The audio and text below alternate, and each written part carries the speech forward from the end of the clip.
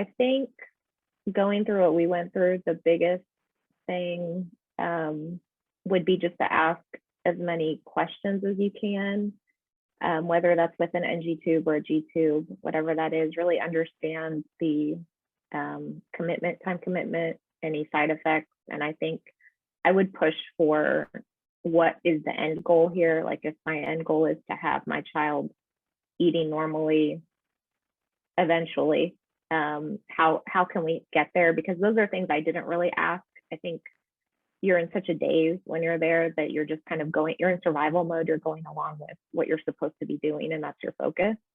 And it's not really until you kind of get home and it's the reality of, okay, well, how is this sustainable long term, or how can we transition off long term? I think speaking with other moms helps a ton, because they've been through it, and a lot of times, they've lived it. The doctors and the nurses see the kids in the hospital, but the moms have lived it once they go home. So I think it's really important to just speak to other moms that have been through the similar experience, and really any advice they can give you is invaluable. Really, a lot of what helped us the most was speaking to other moms. And then I would also say to be patient. I think there's a lot of stress, obviously, that goes along with being a heart parent. And you tend to then worry about everything. Is this normal or not? Don't be afraid to ask questions. Ask away.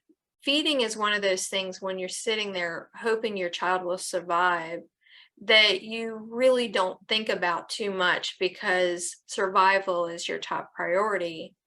But it is important what your child is being fed.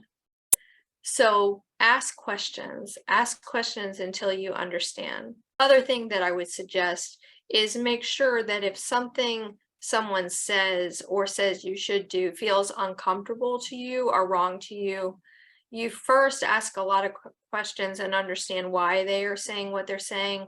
But also at the end, if you have a choice, then make decisions that are best for you and your family. Don't feel like you have to do something just because someone else is really encouraging it, or even that you can't do something because someone else says you can't.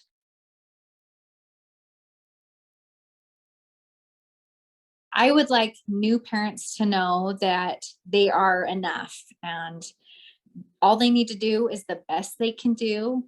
There's going to be no one out there that cares about your child as much as you do.